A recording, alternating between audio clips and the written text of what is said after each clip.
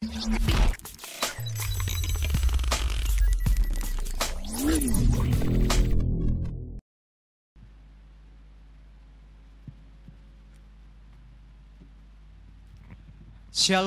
jemaat Tuhan, puji nama Tuhan, kita bersyukur pada hari ini, hari di mana kita selayaknya merayakan kelahiran Kristus dengan beribadah bersama-sama. Namun situasi suasana pandemi COVID-19 membuat kita harus tetap beribadah di rumah. Hari ini telah lahir bagimu Juru Selamat, yaitu Kristus Tuhan di kota Daud. Jemaat Tuhan, di dalam kitab Yohanes pasal 3 ayat yang ke-16 mengatakan, firman yang telah menjadi manusia dan diam di antara kita memberikan gambaran kepada kita semua betapa besar kasih Allah kepada dunia ini, sehingga Ia mengaruniakan anaknya yang tunggal supaya setiap orang yang percaya kepadanya tidak binasa, melainkan beroleh hidup yang kekal. Jemaat Tuhan, kita akan memulai ibadah kita di malam hari ini. Saya mengundang jemaat Tuhan untuk bangkit berdiri bersama-sama. Kita akan memuji Tuhan, Juru Selamat kita, Yesus Kristus yang telah lahir dari pulau dan benua.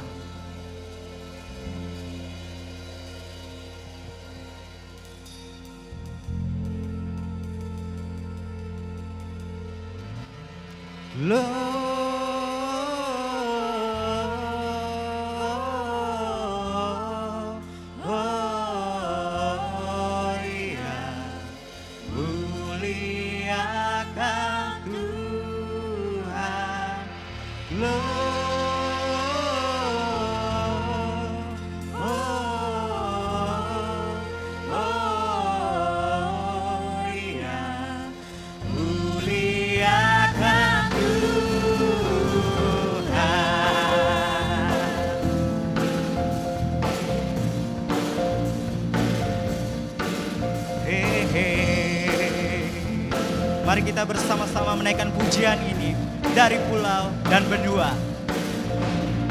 Dari pulau dan benua terdengar selalu terus lagu pujian semua bagi nama penebus.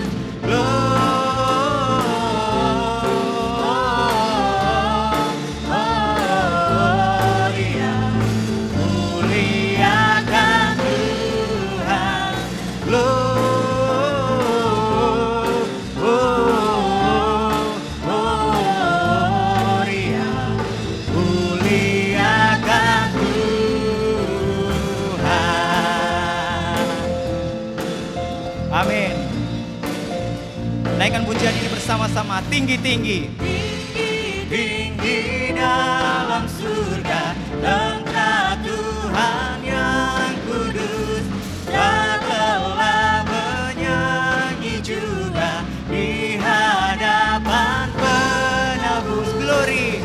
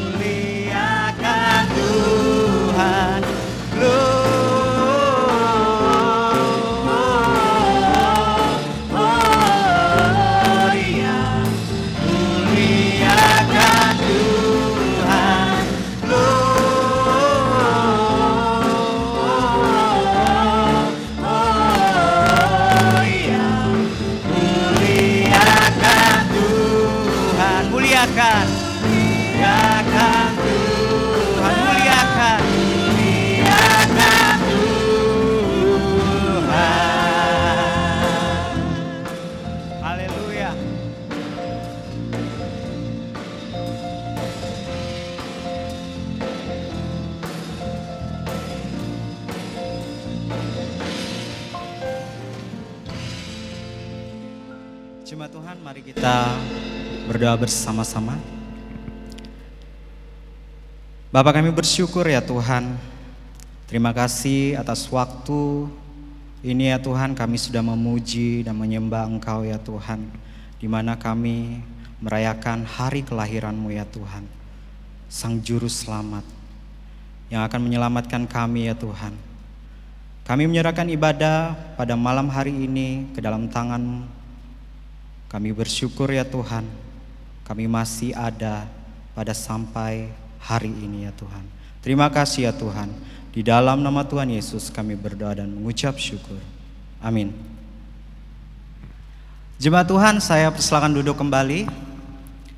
Kita akan membaca kebenaran firman Tuhan di dalam kitab Yeremia pasal yang ke-30 ayat 17 sampai dengan 18. Kita akan baca bersama-sama. Yeremia pasal 30 ayat yang ke-17 sampai dengan yang ke-18. Demikian firman Tuhan. Sebab aku akan mendatangkan kesembuhan bagimu, aku akan mengobati luka-lukamu. Demikianlah firman Tuhan. Sebab mereka telah menyebutkan engkau orang buangan, yakni sisa yang tiada seorang pun menanyakannya. Beginilah firman Tuhan. Sesungguhnya aku akan memulihkan keadaan kemah-kemah Yakub dan akan mengasihani tempat-tempat tinggalnya. Kota itu akan dibangun kembali di atas reruntuhannya, dan puri itu akan berdiri di tempatnya yang asli. Demikian firman Tuhan yang telah kita baca bersama-sama. Kita akan memuji Tuhan. Saya mengundang jemaat Tuhan untuk bangkit berdiri bersama-sama. Aku jalan dan kebenaran, dan Dia lahir untuk kami.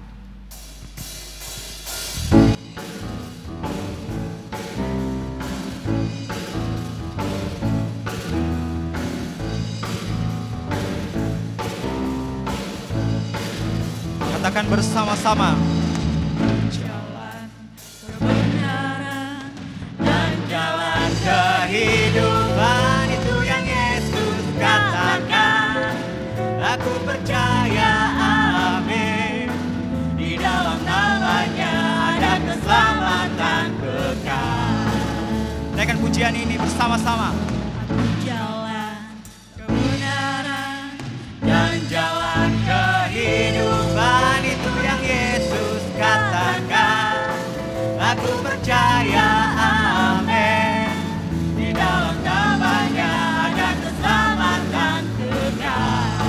Glory, glory, haleluya. Glory, haleluya. Glory, haleluya. Glory, haleluya. Glory, haleluya. Di dalam namanya ada keselamatan kekal.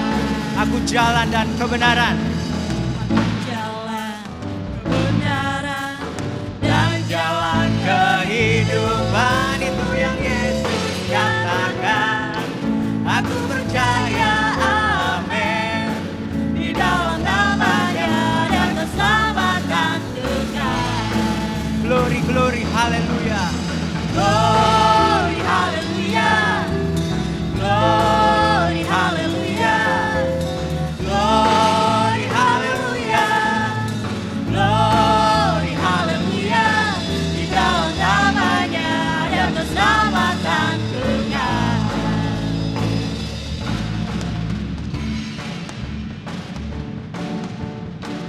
Dia lahir untuk kita dan Dia mati untuk kita. Bersama-sama kita naikkan pujian ini. Dia lahir. Dia lahir untuk kami. Dia mati untuk kami. Dia bangkit bagi kami semua. Puji nama Tuhan. Dia itu Tuhan kami. Dia itu Tuhan kami. Dia itu Allah kami. Dia Raja di atas segala raja. Yaitu firman Allah. Dia itu firman Allah yang turun ke bumi, yang jadi sama dengan manusia.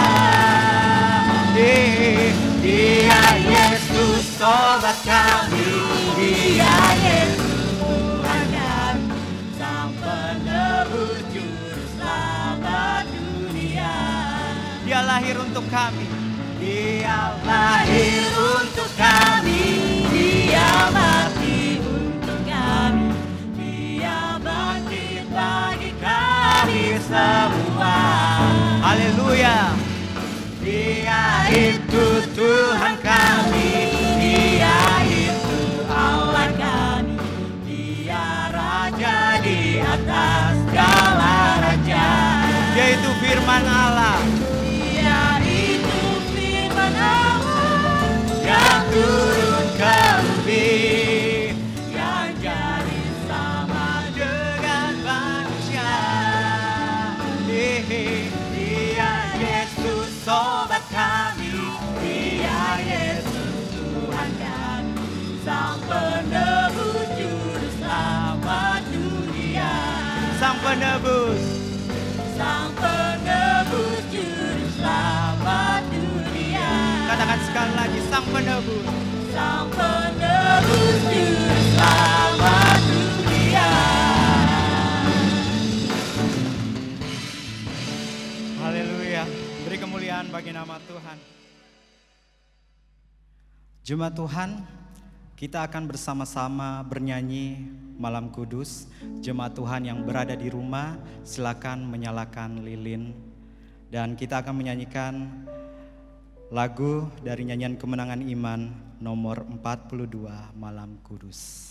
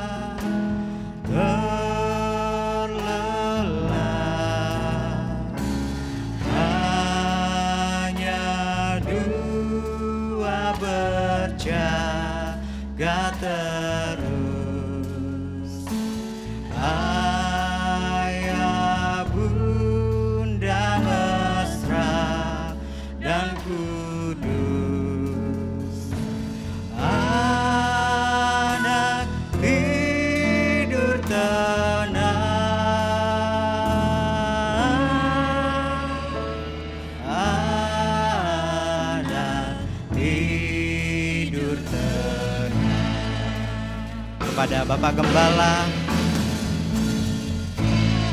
Gembala, Pendeta Yance Februan akan menyalakan lilin kepada kita semua. Saya persilakan.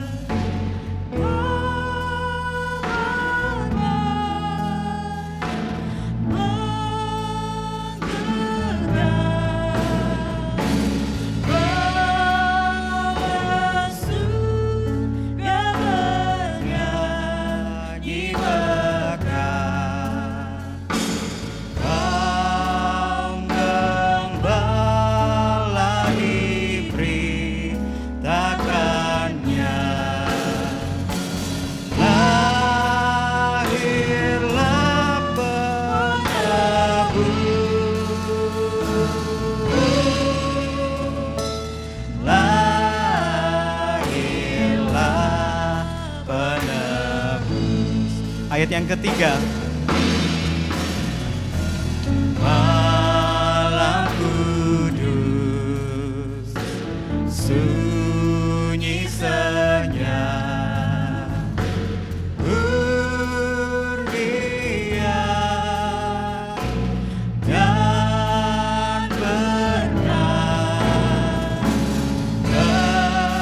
tercermin lagi kami terus di wajah-Mu yang ada kudus. Juru selamat kekal, Juru selamat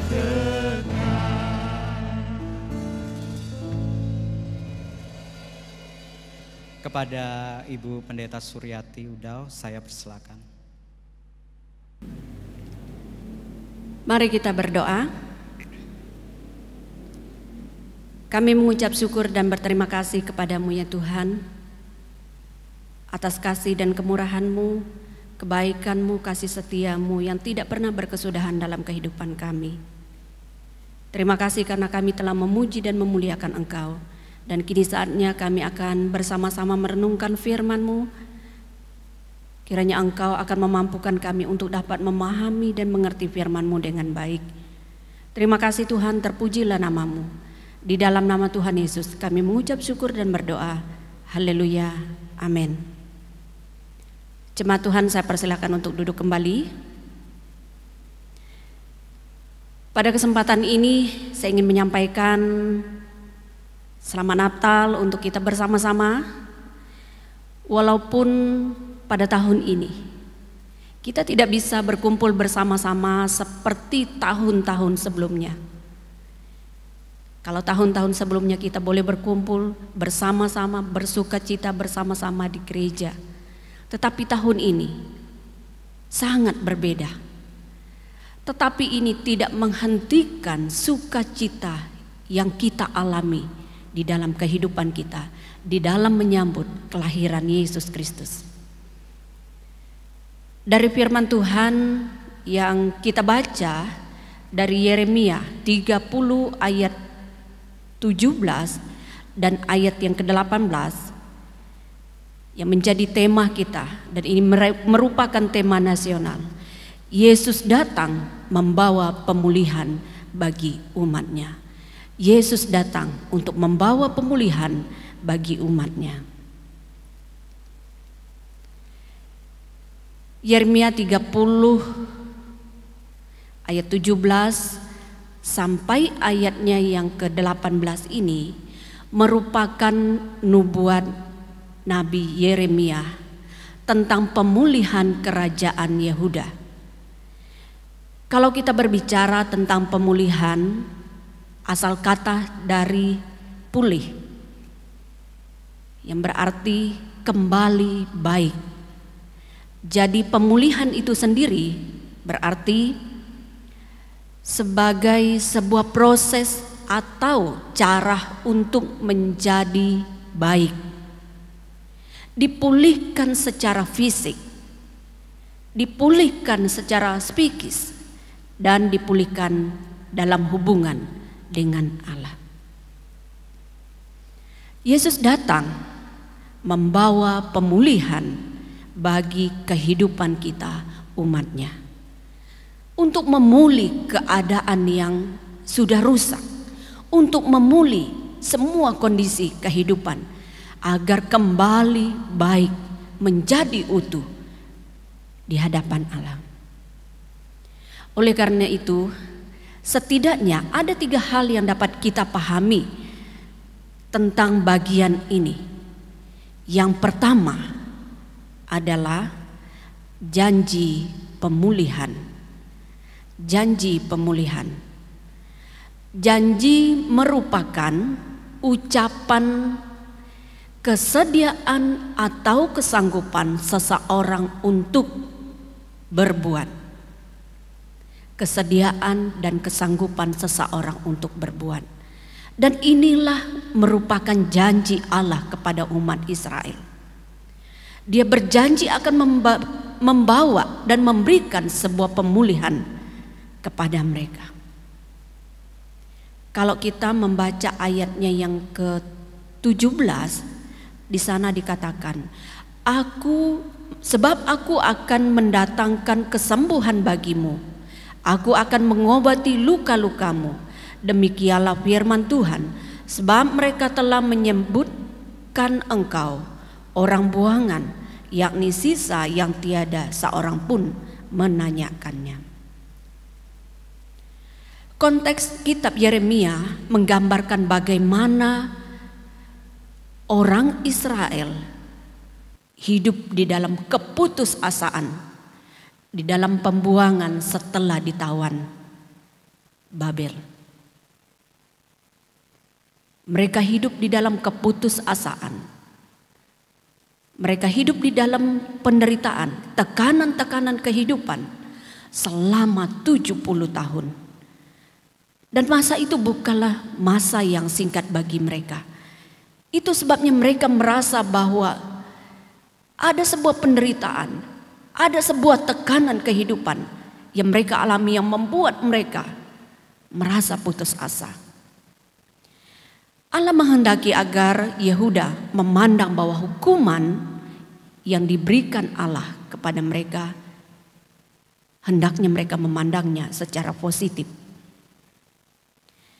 Allah memerintahkan agar Yeremia menuliskan khotbah-khotbah yang berisikan janji dan pengharapan bahwa setelah penggenapan waktunya umat Allah akan pulang dari pembuangan dan mereka akan dipulihkan kembali. Oleh sebab kehidupan orang-orang Israel yang hidup di dalam dosa, maka penghukuman Allah itu dilakukan secara keras sekali. Seperti orang sakit yang tak tersembuhkan. Kalau membaca dari Yeremia 30 ayat 11 hingga ayat yang ke-15. Itulah merupakan penderitaan. Merupakan hukuman yang diberikan Allah kepada mereka. Bagaikan seorang yang sedang di dalam penderitaan penyakit yang tak tersembuhkan. Namun Allah berjanji akan memulihkan keadaan mereka sepenuhnya. Dengan kata lain bahwa hukuman Allah pasti Dia laksanakan. Tetapi belas kasihan Allah akan membuat murka Allah itu surut. Karena kasih dan kemurahannya. Karena belas kasihannya. Yeremia pasal 30 merupakan pembaruan janji Allah kepada umatnya. Yakni pemulihan hidup secara menyeluruh. Dalam perdamaian, keselamatan, dan pengharapan. Inilah janji pemulihan Allah yang dinyatakan di dalam Yeremia 30 ini. Kita ini adalah orang atau manusia yang diciptakan segambar dengan Allah. Sebagaimana yang dinyatakan di dalam Kejadian pasal 1 ayat yang ke-26. Tetapi kita yang diciptakan segambar dengan Allah ini telah rusak. Oleh karena dosa-dosa, oleh karena pelanggaran-pelanggaran kita. Gambar yang serupa dengan Allah ini tidaklah berkenan lagi di hadapan Allah. Sehingga hanya Dia sajalah yang memungkinkan untuk mengembalikan kita ini kepada gambar Allah yang sesungguhnya. Pemulihan kepada posisi yang semula. Jadi penderitaan Yehuda bukan karena Tuhan meninggalkan mereka, tetapi justru Yehuda yang menjauhkan diri dari Allah. Meninggalkan Allah di dalam kehidupan mereka dan tidak mau bertobat. Itu sebabnya sebuah hukuman diberikan 70 tahun. Mereka ada di dalam sebuah tekanan. Mereka meratapi kondisi kehidupan mereka. Mereka merasa keputusasaan itu. Melihat kenyataan kehidupan yang mereka alami. Pemulihan Allah mendorong kita untuk mengasihi anggota keluarga kita, saudara-saudara seiman kita dengan penyertaan kuasa Roh Kudus. Kuasa Roh Kudus yang memberikan kita kemampuan, bahkan membebaskan kita dari kesalahan, dosa yang kita lakukan. serta mempersatukan kita di dalam ikatan damai sejahtera di dalam Kristus. Bapak Ibu jemaat Tuhan yang saya kasihi di dalam Yesus Kristus, sebagaimana Allah berjanji untuk memulihkan kehidupan orang Israel, memulihkan keadaan yang sangat tidak baik, yang sudah rusak, yang sudah runtuh, yang sudah roboh. Allah berjanji untuk memulihkan kita juga. Janji yang sama diberikan kepada kita. Ia berjanji untuk mengampuni kita dari kesalahan kita. Dia berjanji untuk menyembuhkan kita dari luka-luka kita, luka batin. Bahkan dia berjanji untuk menyertai kita di dalam kehidupan kita di dunia ini. Bahkan dia berjanji untuk memberikan pengharapan kepada kita. Semuanya telah dikerjakan secara tuntas di dalam pengorbanannya di kayu salib.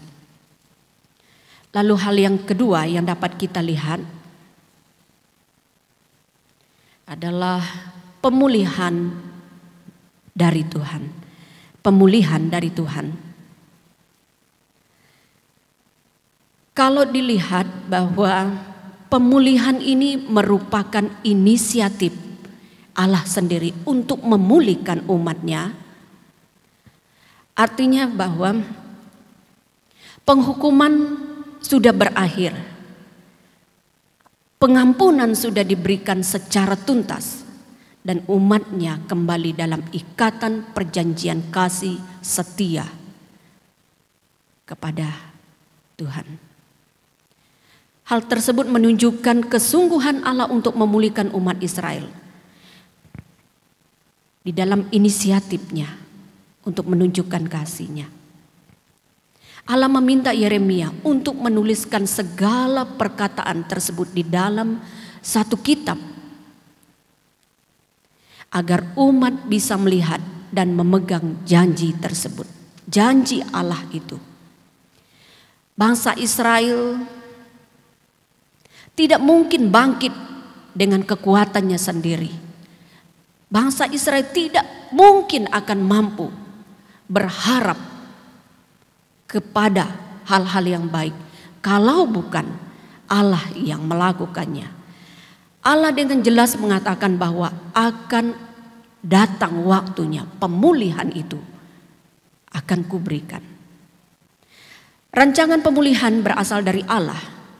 Janji pemulihan Allah jelas merupakan kabar baik yang membawa sukacita dan pengharapan.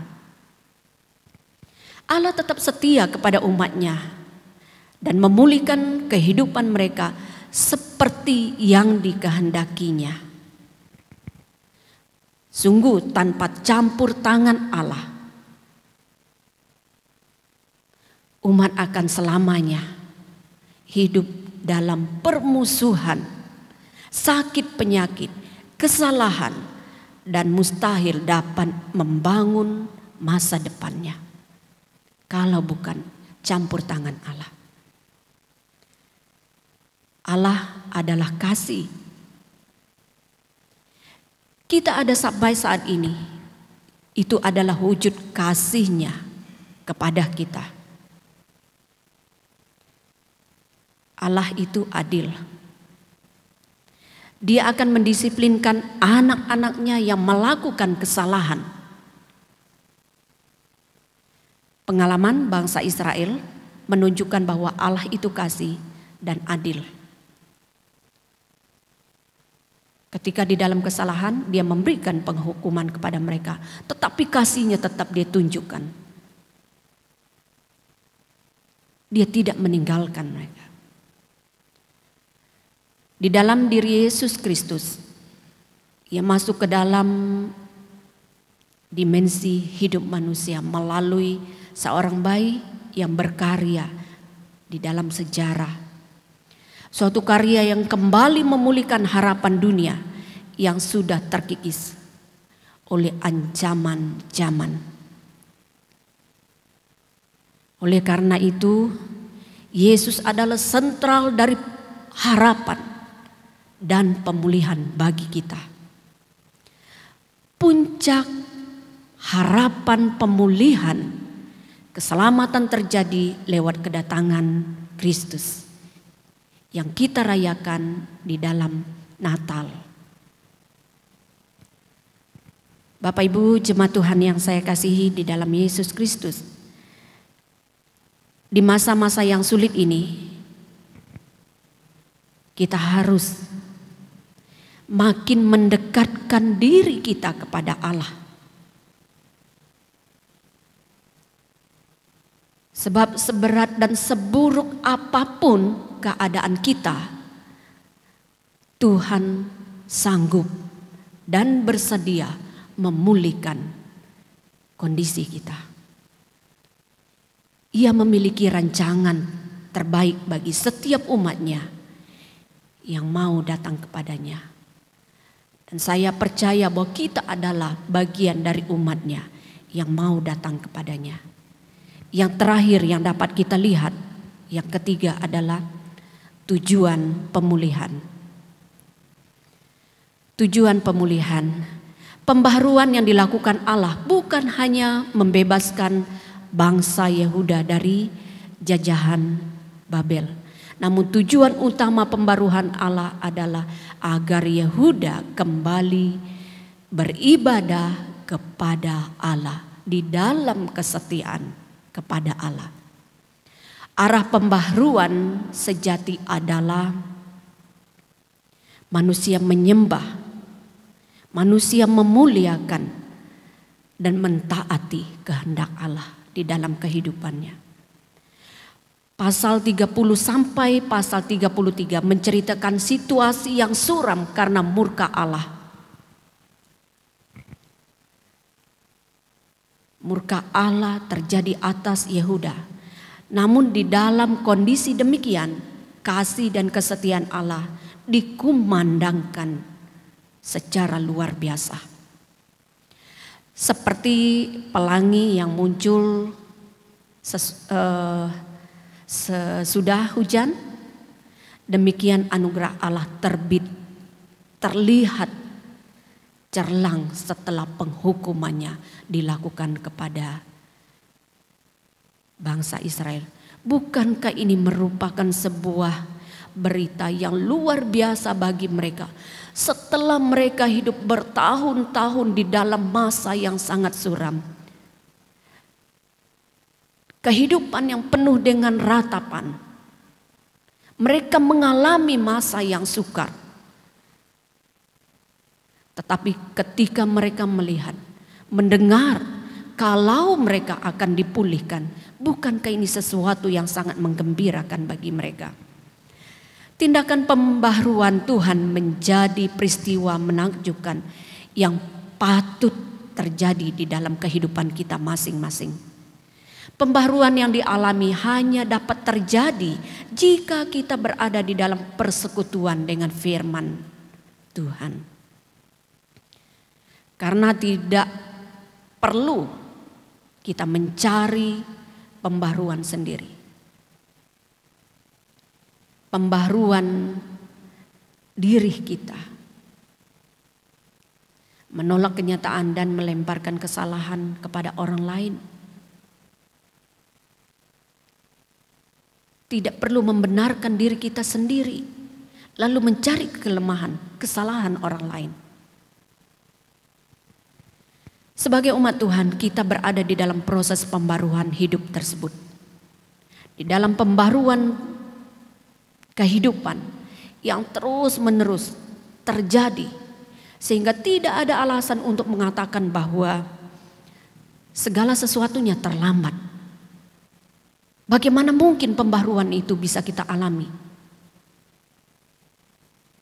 Tetapi sesungguhnya Dia ada untuk kita, mengingatkan kita bahwa Dia akan selalu bersedia untuk memulihkan kita, untuk memperbarui kehidupan kita.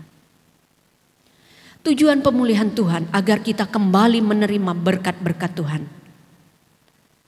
Supaya kita kembali percaya akan janji-janjinya di sepanjang kehidupan kita. Dosa membuat manusia menjadi ragu, khawatir, tidak percaya Tuhan, mengandalkan diri sendiri.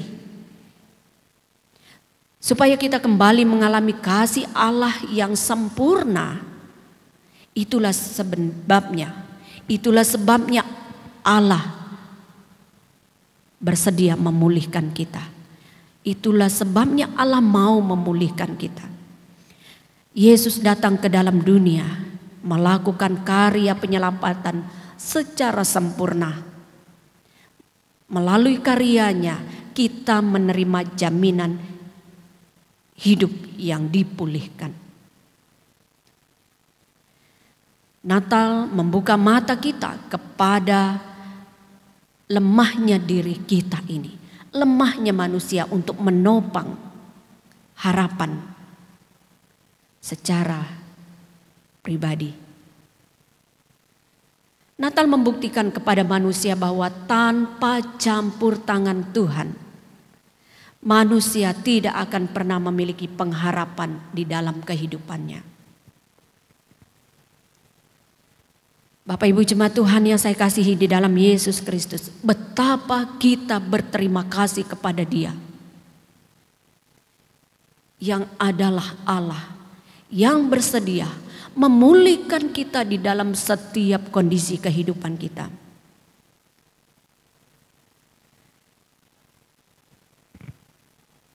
Saat ini kita sedang mengalami pandemi COVID-19. Berita-berita sekitar kita sangatlah ganas, menyebut bahwa virus ini adalah ganas. Berbagai upaya yang dilakukan, PSBB dilakukan, pemakaian APD, penerapan protokol kesehatan yang baik dilakukan. Tetapi kita melihat ada begitu banyak orang yang gugur. Ada begitu banyak orang yang hidup di dalam COVID ini yang harus berkorban. Bukan hanya itu, kondisi kehidupan ekonomi secara global juga merosot. Lalu sebuah pertanyaan bagi kita, sampai kapankah ini akan berlalu? Akankah Tuhan memberikan pemulihan?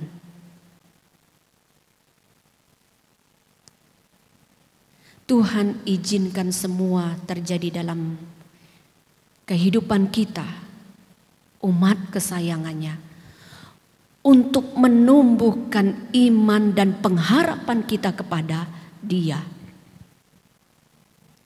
Dia merindukan kesetiaan dan kedekatan hidup kita semakin dimaksimalkan.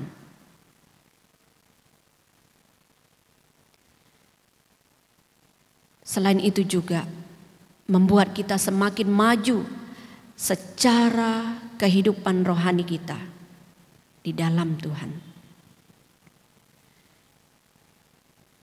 Kalau kita membaca di dalam Yeremia 30 ayat 17 dan ayat yang ke-18 ini, memang di sana dikatakan, saya ingin membacanya kembali. Aku akan mendatangkan kesembuhan bagimu. Aku akan mengobati luka-lukamu. Sesungguhnya aku akan memulihkan keadaan kemah-kemah Yakub dan akan mengasihani tempat-tempat tinggalnya. Kota itu akan dibangun kembali dan sebagainya. Artinya bahwa ketika bangsa Israel di dalam keterpurukan kehidupan, mereka dipulihkan kembali. Baik hubungan mereka dengan Allah dipulihkan. Kehidupan mereka secara jasmani, rohani, keseluruhan dipulihkan dengan sangat sempurna oleh Allah. Dan saya percaya ketika Tuhan mengizinkan kita hidup di dalam kondisi hari-hari ini, di dalam kondisi yang sulit, kondisi yang menakutkan, kondisi yang mencemaskan, saya percaya bahwa ada waktu Tuhan untuk memberikan pemulihan secara sempurna. Jadikan kehidupan kita ini pribadi yang senantiasa mendekatkan diri kepadanya. Dan biarlah kesempatan ini juga sebuah momen untuk kehidupan rohani kita dipulihkan di dalam Dia. Mari kita berdoa. Terima kasih Tuhan karena Tuhan sudah menolong kami di dalam pemberitaan firman-Mu yang mengingatkan kami bahwa sesungguhnya Engkau Allah yang bersedia dan sanggup untuk memberikan pemulihan yang sempurna di dalam kehidupan kami. Terima kasih Tuhan, menolong kami untuk menyadari bahwa Engkau sedikit pun tidak pernah meninggalkan kami.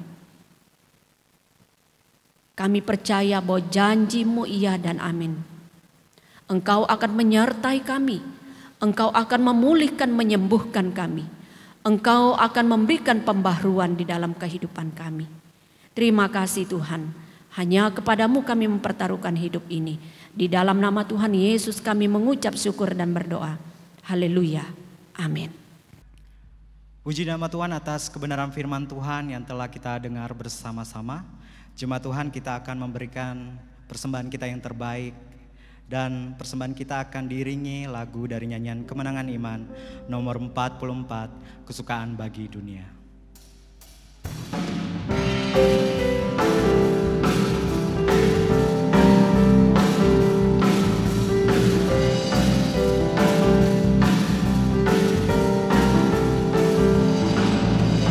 Hai dunia, bersyukurlah menyambut Tuhanmu.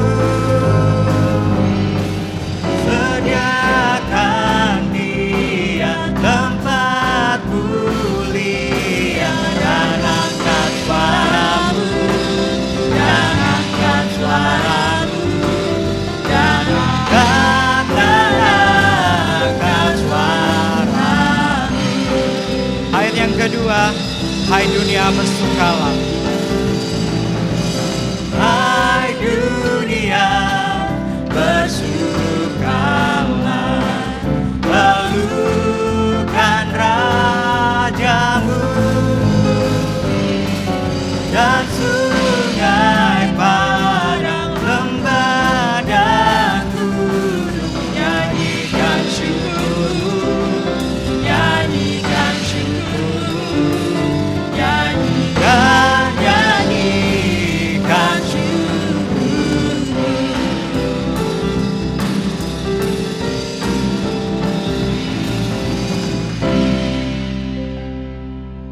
Kita berdoa. Ya Tuhan, kami bersyukur ya Tuhan, kami sudah beribadah dari awal dan sampai pada saat ini ya Tuhan, kami sudah memberikan persembahan kami yang terbaik ya Tuhan.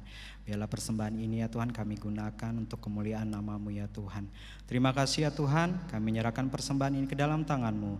Di dalam nama Tuhan Yesus kami berdoa. Amin.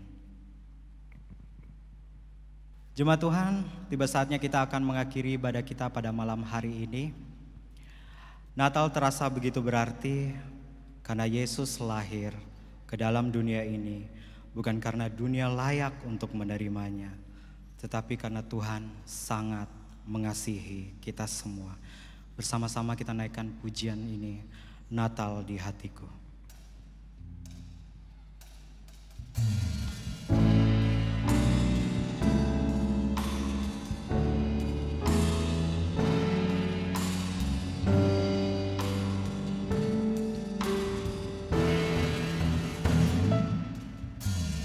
Seperti palungan, layakkanlah hatiku menyambut Tuhan.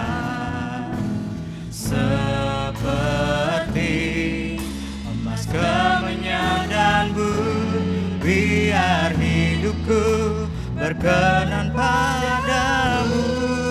Sebab Natal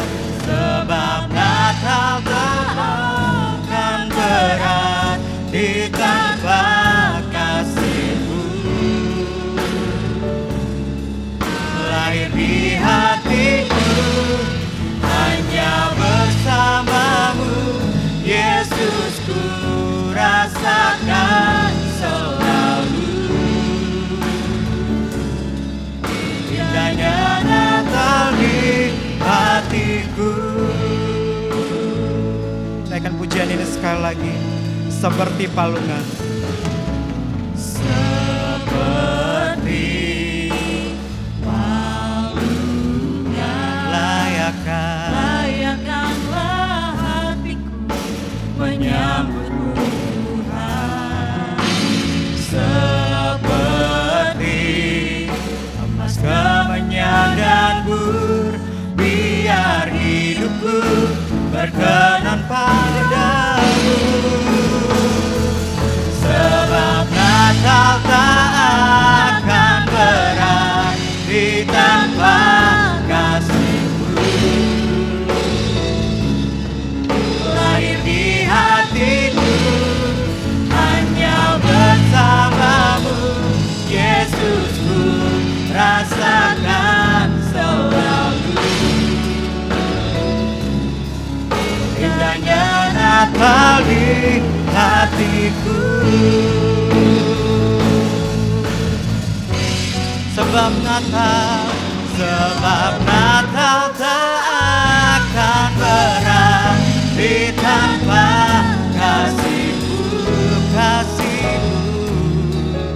Lahir di hatiku hanya bersama-Mu, Yesus, ku rasakan selalu.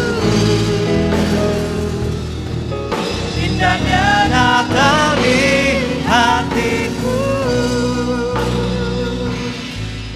Indahnya Natal di hatiku. Indahnya Natal. Indahnya Natal di hatiku. Kepada Bapak Pendeta yang C. Februar untuk menutup ibadah kita dengan doa berkat, saya persilakan.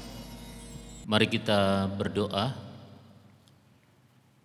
Kami naikkan pujian syukur kepadamu Tuhan, oleh karena cinta kasih dan kemurahan-Mu kami boleh menjalani seluruh kehidupan yang Tuhan anugerahkan kepada kami. Sampai malam hari ini, di hari Natal ini, Tuhan memberi kesempatan yang indah bagi kami untuk datang berbakti kepada Tuhan bersama dengan keluarga kami masing-masing. Terima kasih Bapa, karena pimpinan dan penyertaan-Mu sehingga ibadah malam hari ini dari awal hingga selesai boleh berjalan dengan baik. Tuhan kiranya memberkati setiap hamba-Mu yang telah mengambil bagian dalam pelayanan. Bahkan seluruh jemaat Tuhan diberkati dalam kehidupan pribadi, diberkati dalam rumah tangga, diberkati dalam pekerjaan, diberkati dalam setiap pendidikan mereka. Kami percaya bahwa tangan Tuhan yang berkuasa akan senantiasa menopang dan memelihara kami semua. Sidang masa raya Natal yang kekasih di dalam Yesus Kristus, pulanglah di dalam damai sejahtera dari Tuhan. Lakukanlah kebenaran firman Tuhan yang sudah engkau dengar pada malam hari ini, dan terimalah berkat Tuhan. Kiranya kasih dari Allah Bapa, anugerah Tuhan kita Yesus Kristus, tuntunan yang sempurna dari Allah Roh Kudus akan menyertai kita sekalian. Mulai malam hari ini sampai Maranatha, Tuhan Yesus datang menjemput saleh-salehnya masuk ke dalam kerajaan surga yang kekal. Amin. Ibadah kita selesai. Selamat merayakan hari kelahiran Tuhan Yesus Kristus ke dunia. Selamat hari Natal dan Tuhan Yesus memberkati. Kita bernyanyi bersama-sama, selamat hari Natal dan Tahun Baru.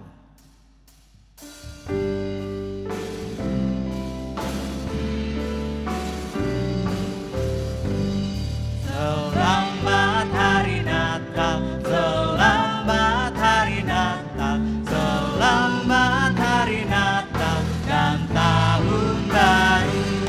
Salam bagimu sekalian, selamat hari Natal dan tahun baru. We wish you a Merry Christmas, we wish you a Merry Christmas, we wish you a Merry Christmas and a Happy New Year.